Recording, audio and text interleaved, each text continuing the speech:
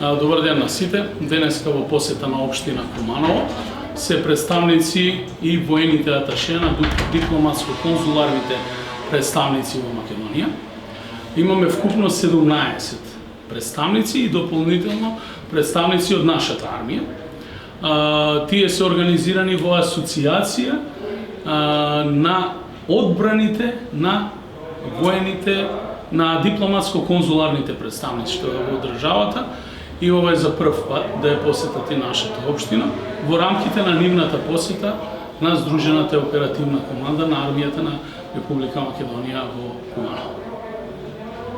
Разговаравме на повеќе теми. Една од актуелните секако е и ковид кризата, како општината се справува со ковид кризата и како одат понатамошните постапки, кои се плановите.